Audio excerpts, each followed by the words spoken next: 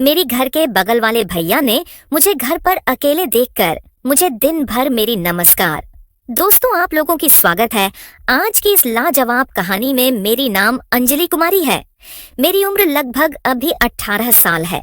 मैं अभी BF part 2 की पढ़ाई करती हूँ। मेरे घर में मेरी मम्मी और मेरी दादी माँ रहती है।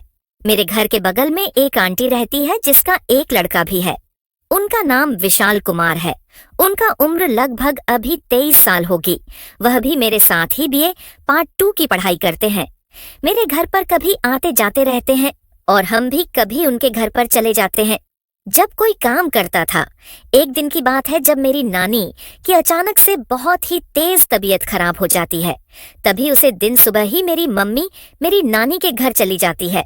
उसे दिन मैं घर पर दिन भर अकेली ही थी। तभी मैं अपने छत पर अपनी पढ़ाई कर रही थी।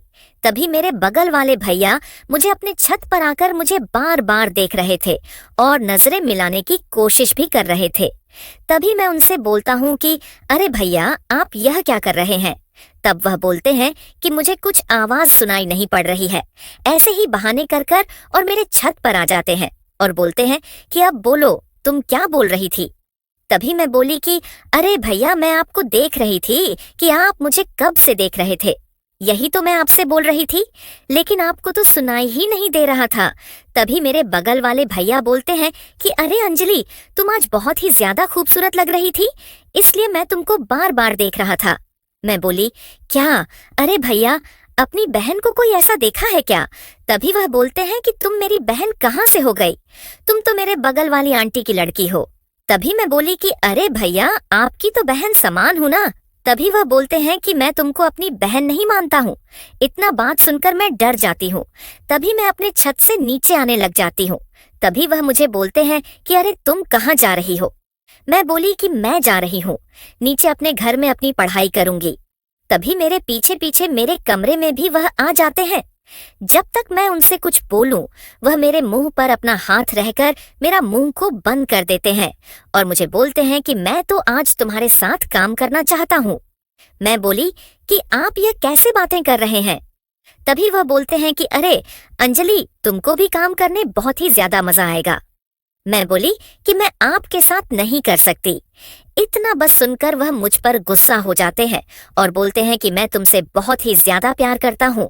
अगर तुम मेरे साथ आज काम नहीं करोगी, अपनी तो मैं अपनी छत से कूदकर अपनी जान दे दूंगा। इतना बात सुनकर मैं बहुत ही ज्यादा घबराने लग जाती हूँ और बोलता हूँ कि ठीक है, आओ मेरे साथ अपना काम कर लो।